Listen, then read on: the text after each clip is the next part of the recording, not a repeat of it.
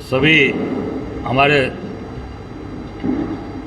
मंच पर बैठे हमारे वाइस चेयरमैन मनीष जी, हमारे पूर्व निवर्तमान के अध्यक्ष शरद जी, हमारे अभी नवनियुक्त कोऑर्डिनेटर मीडिया के आसिफ, हमारे रिजवी रिंकू जी, बगल में बैठे हमारे ज्वाइनिंग कमेटी के इंचार्ज नितिन शर्मा जी, सचिन जी और सभी सम्मानित मीडिया के भाइयों और बहनों, पत्रकार साथियों, छायाकार साथियों,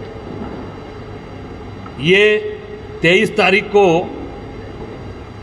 हम लोगों ने पूरे अपने लीगल सेल के लोगों को यहाँ पर बुलाया है। पूरे उत्तर प्रदेश के लीगल के लोग आएंगे और पूरे प्रदेश के अंदर आज हम एक कानूनी सहायता प्रदान करने के लिए न्याय योद्धा बनाने जा रहे हैं। जो पूरे प्रदेश में हमारे, आप देख सकते हैं, कार्यकर्ताओं पर फर्जी मुकदमे लगाए जा रहे हैं, लोगों को प्रताड़ित किया जा रहा है, फर्जी जेल भेजे जा रहे हैं हर जगह, क्योंकि जो भी इस समय आंदोलन कर रहा है, चाहे वो हमारे कार्यकर्ता, पत्रकार साथी कुछ भी लिख रहे हैं, उनको जेल भेज दिया जा रहा है, उनको फर्जी मुकदमे लगाए जा रहे हैं। उसके लिए हम हर जिले में अपने मजबूत लीगल सेल की जो कानूनी सहायता प्राप्त करेंगे, उसमें न्याय योद्धा उनका नाम हम देने जा रहे हैं। और जो कांग्रेस कार्यकर्ताओं पर, महिलाओं पर, अनुसूचित जात, जनजाति और पिछड़ा वर्ग, अल्पसंख्यक, माइनॉरिटी के लोगों को अनावश्यक परेशान किया जा रहा है, पत्रकारों को परेशान किया जा रहा, अन्य लोगों को जो परेशान किया जा रहा है, उसके लिए ये हम पूरी तरीके से इसकी तैयारी करने जा रहे हैं, जिसकी पूरी कार्यशाला 23 तारीख को यहाँ पर माननीय हमारे प्रदेश के प्रभारी अविनाश पांडे जी और हम सब लोग पूरे प्रदेश के उसमें लीगल डिपार्टमेंट के और पूरे अधिवक्ता गण उसमें उपस्थित रहेंगे। और इसमें जो वोट चोरी हो रही है, वोट चोरी की भी लड़ाई ये हमारे न्याय योद्धा लड़ेंगे कि जहां पर भी वोट चोरी करके, जैसे बनारस में मोदी जी वोट चोरी करके सांसद बने, 7 राउंड तक हार रहे थे। 7 राउंड के बाद चुनाव आयोग ने अपने अधिकृत वेबसाइट को बंद कर दिया, मीडिया को बाहर कर दिया, सारे मीडिया पर्सन्स को बाहर कर दिया और 4.5-5 में डिक्लेयर करते हैं कि मोदी जी चुनाव 1.5 लाख से जीत गए। 543 सीट पर चुनाव होते हैं देश में, 542 का अपडेट आ रहा था हर राउंड का। बनारस का अपडेट क्यों बंद कर दिया गया? बनारस का अपडेट इसलिए बंद किया कि मोदी जी चुनाव हार रहे थे, आपने उठाया उस चीज को, उसके बाद आपको भी बाहर किया गया और आयोग ने अपनी वेबसाइट बंद कर दी और मोदी को 1.5 लाख से जीता हुआ दिखा दिया गया। यह सारी लड़ाइयों को लड़ने के लिए हम अपनी लीगल सेल को मजबूत कर रहे हैं, न्याय योद्धा बना रहे हैं, जिससे पूरे प्रदेश में हर जगह, हर जहां भी जो पीड़ित होगा इस सरकार के, उसके साथ हमारे न्याय योद्धा उसको खड़े मिलेंगे। जहां पर भी वोटर लिस्ट में गड़बड़ियां हैं, जहां पर भी कमियां हैं, उसका पूरी तरीके से पर्दाफाश करेंगे। जहां पर वोट काटे गए हैं उनको जुड़वाने के लिए और जहां काटने की तैयारी है के लिए ये न्याय योद्धा हमारे लिए वहां खड़े रहेंगे। और जो हमारे कोऑर्डिनेटर हैं, हमारे जो लीगल सेल के चेयरमैन हैं, ये लोग मिलकर उस पर पूरा काम करेंगे और हर जगह ये हमारे सहयोगी के तौर पर लगातार हर जिले में जाकर लोगों को न्याय दिलाने के लिए काम करेंगे। अभी आप देख सकते हैं, एक आगरा में एक इशू है जहां पर हमारे शहर अध्यक्ष, हमारे कांग्रेस पार्टी के लोगों ने, जो पैतृक आवास है चुनाव आयुक्त का, ज्ञानेश कुमार का, वहां प्रोटेस्ट किया हमारे कार्यकर्ताओं ने और उनके ऊपर फर्जी मुकदमे लिख दिए गए। प्रोटेस्ट किया कि वोट चोर, आगरा छोड़, आगरा की इशू उठाया उन्होंने कि आगरा के अंदर वोट चोर नहीं रहना चाहिए। और वहां पर भी पूरी तरीके से इन्होंने आगरा पूरे प्रशासन के द्वारा वहां पर उस हमारे महानगर अध्यक्ष अमित सिंह के खिलाफ और पूरी टीम के खिलाफ मुकदमा लिखा गया। वहाँ पर भी हमारा लीगल सेल, अभी नितिन मिश्रा जी भी आए, सभी पूरी हमारी टीम उनके लिए भी काम करेगी, चाहे वो लोकल न्यायपालिका में होगा, हाईकोर्ट होगा, माननीय सर्वोच्च न्यायालय में, हमारी लीगल टीम हर जगह जाकर काम करेगी। और कहीं भी किसी के साथ अत्याचार अन्याय होगा, हमारी ये पूरे न्याय योद्धा मिलकर काम करेंगे और पूरी ताकत के साथ उनके साथ कंधे से कंधा मिलाकर खड़े रहेंगे। मैं अपने लीगल के चेयरमैन अभी आए हैं नितिन मिश्रा जी, मैं चाहूँगा कि जो आगे की जो पीछे अभी तैयारियां आपने की हैं उसके बारे में आप अवगत कराएं। फिर उसके बाद आसिफ रिजवी रिंकू जी जो हमारे कोऑर्डिनेटर हैं, वो अच्छा आसिफ रिजवी जी अपनी जो तैयारी करके लेकर आए हैं वो बता देंगे, और बाद में हमारे नितिन मिश्रा जी उस पर अपना प्रकाश डालेंगे और आपको अपनी बात को रखेंगे। कुछ अधिवक्ताओं की मांगे हैं जिनको लेकर भी हम संघर्ष करेंगे, जिसमें अधिवक्ता प्रोटेक्शन एक्ट हमारी पहली मांग है। जहाँ जहाँ कांग्रेस की सरकारें रही हैं हमने इस एक्ट को लागू किया है। मध्य प्रदेश में जब हमारी सरकार थी तो हमने उसको लागू किया, लेकिन उत्तर प्रदेश में लगातार अधिवक्ता इसके ऊपर जो है संघर्ष कर रहे हैं, लेकिन अभी तक सरकार के कान में जू नहीं लगी है। ये हमारी मांग है जिसको लेके हमारा जो संगठन है वो आगे कार्य करेगा। उत्तर प्रदेश की कचहरियों में जहां हम अधिवक्ता साथी जब आपकी बात रखने के लिए जाता है तो वहां बैठने के लिए कुर्सियां तक नहीं है। वो लड़ाई लड़ना चाहता है, आपकी बात को रखने जाता है, कम से कम उसके बैठने की व्यवस्था होनी चाहिए। ये हमारा मुद्दे हैं, छोटे मुद्दे, जिसको लेकर हम लगातार सरकार के साथ वार्ता करेंगे। उत्तर प्रदेश के अधिवक्ताओं में जो जूनियर अधिवक्ता हैं तो शुरू में वकालत करने के लिए आते हैं तो उनको स्टाइपेंड मिलना चाहिए। उत्तर प्रदेश योगी सरकार ने सरकार बनते ही सबसे पहले घोषणा करी थी कि ये हम देंगे, लेकिन जिस तरह से वो हर बार झूठी घोषणा करते हैं और झूठ बोलते हैं, ये झूठ भी उन्होंने बोला। इसके लिए भी हम अधिवक्ताओं की इस मांग को लेकर भी हम संघर्ष करेंगे। अधिवक्ताओं में सबसे बड़ी समस्या ये आ रही है अधिवक्ताओं के साथ, जब हमारा कोई साथी हमारे बीच में नहीं रहता है तो जो उत्तर प्रदेश सरकार को जो अधिवक्ताओं द्वारा पैसा जमा किया जाता है अधिवक्ताओं को कल्याण टिकट खरीद के, वो पैसा भी उत्तर प्रदेश सरकार नहीं दे रही है। इस मांग को भी लेकर हम सरकार के सामने जाएंगे कि 20 लाख रुपए अधिवक्ता जो एक्सपायर कर जाता है उसके परिवार को मिलना चाहिए।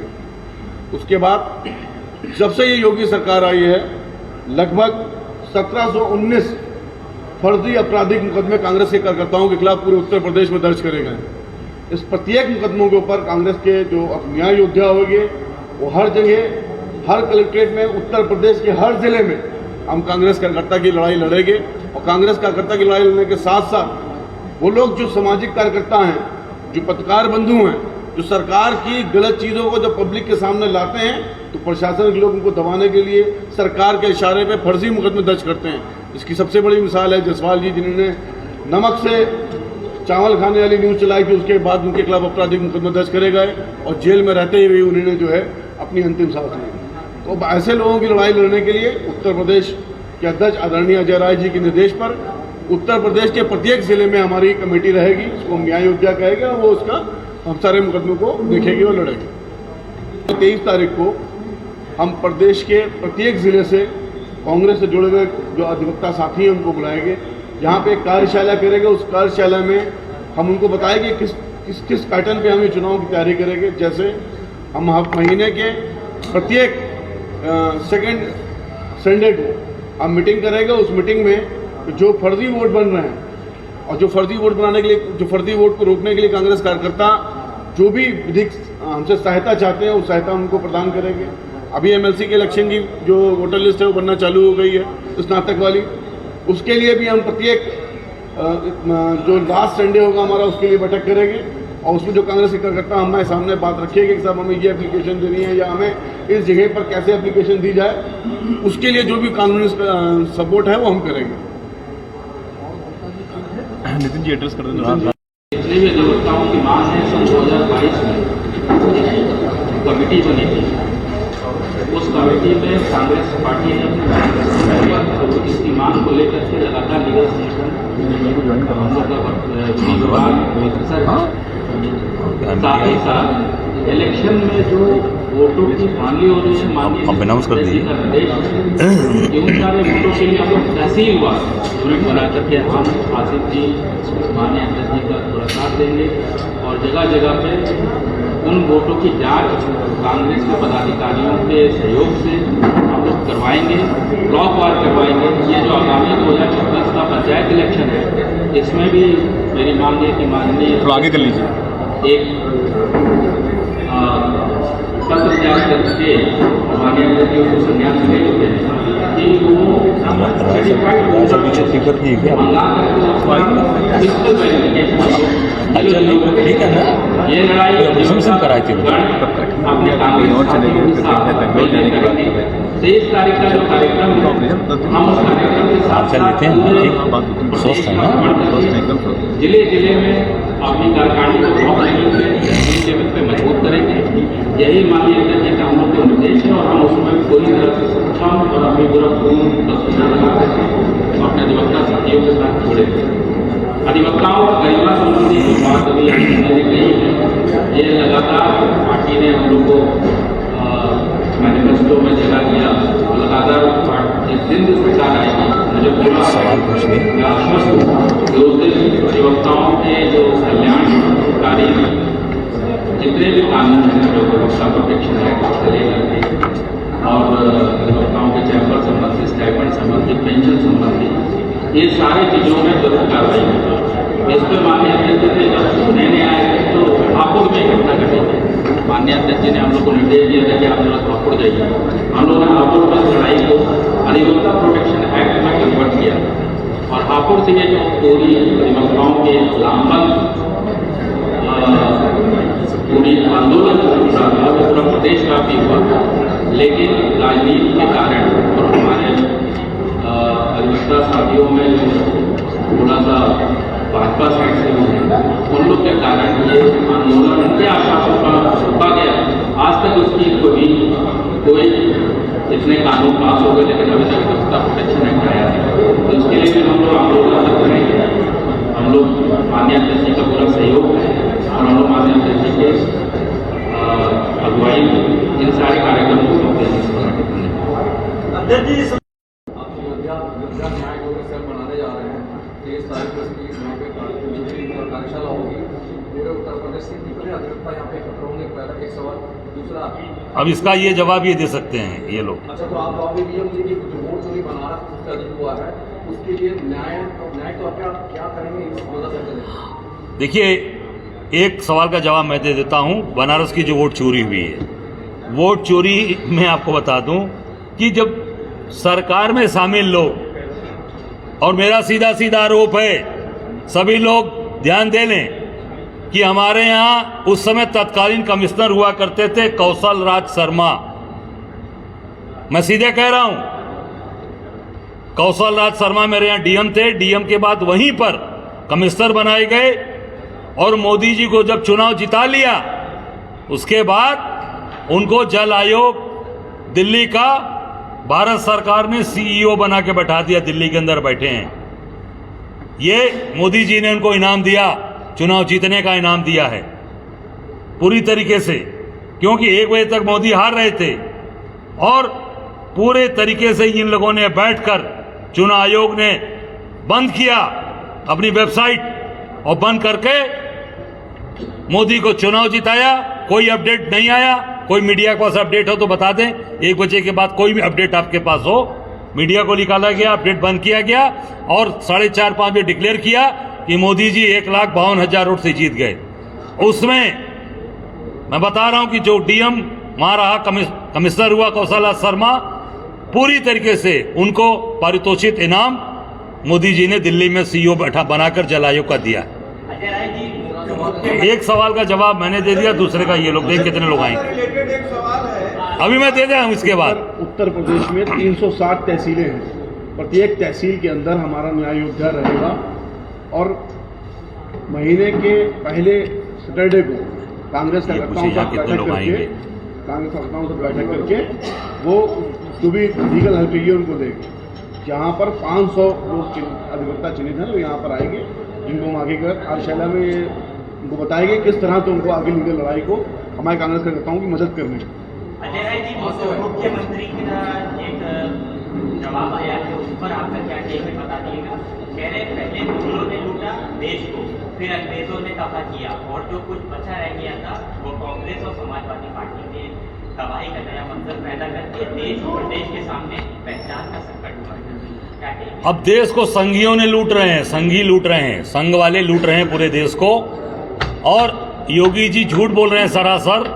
अरे 89 के बाद से तो कांग्रेस सत्ता में ही नहीं है, 89 के बाद हम सत्ता में कहां हैं। और भाजपा के कई बार सरकार बनी, कल्याण सिंह जी बने, रामप्रकाश गुप्ता जी बने, राजनाथ सिंह जी बने, इसका मतलब ये, और अभी योगी जी बने हुए हैं, लगातार लूट रहे हैं। सारा का लूट का माल कहां जा रहा है? सब गुजरात जा रहा है, सारा का सारा माल लूट करके ले जा रहे हैं, और आज संघ वाले लूट रहे हैं। हम तो शासन सत्ता में ही नहीं है। हमने दिया उत्तर प्रदेश को, चीनी मिलें किसने लगवाई, कताई मिलें किसने लगवाई, बनारस को साड़ी का हब किसने बनवाया, भदोही को कालीन नगरी किसने बनाया। ये बेच रहे हैं, वहां कालीन नगरी की भी कताई कारखाने को बेच दिया, जो रंगाई वाली फैक्ट्री थी उसको भी बेच दिया, सारे के सारे गन्ना मिल बेच दिया। इन्हीं के सहयोगी मायावती जी ने लगभग सारी गन्ना मिलें बेच डाली, और भाजपा के सहयोग से बेची। भाजपा के सहयोगी थी मायावती जी। पूरी तरीके से मिलकर इन लोगों ने पूरे उत्तर प्रदेश को लूटा, और अब गुजरात के लोग दोनों हाथ से लूटकर यहां से सारा माल उत्तर प्रदेश का ले जा रहे हैं।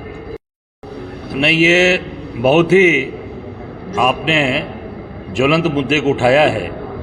पूरे प्रदेश के अंदर खाद जो मिलनी चाहिए किसानों को नहीं मिल रही, पूरी की पूरी खाद, यूरिया, ये नेपाल तस्करी हो रही है, और सरकार इसमें भागीदार है। सरकार की भागीदारी की वजह से ये पूरे की पूरे खाद, यूरिया खाद नेपाल भेजी जा रही है।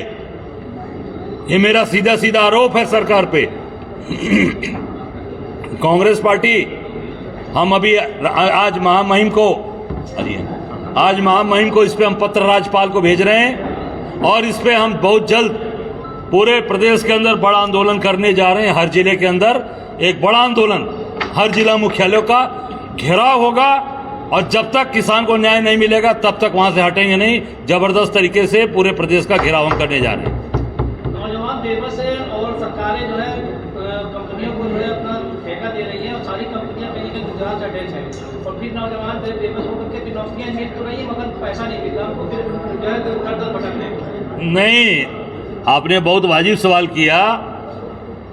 ये जो सरकार नई नीति लेकर आई है, नई जो कानून बनाया इन्होंने, अब पहले सरकारी नौकरी जो थी तो उसके साथ एक एग्रीमेंट के साथ होता था कि भाई वो एग्रीमेंट पे रुक रहेंगे। अब क्या हो गया? अब वो खत्म हो गया। अब एक नया कानून लेकर आए हैं ये, जो 8 घंटे काम करता था व्यक्ति, अब वो 12 घंटे करेगा। चेंज कर दिया श्रम विभाग ने, भारत सरकार ने। अब आउटसोर्सिंग होगी, आउटसोर्सिंग। आज रहोगे, कल आप उस पद पे रहोगे कि नहीं रहोगे, ये ईश्वर जानते हैं।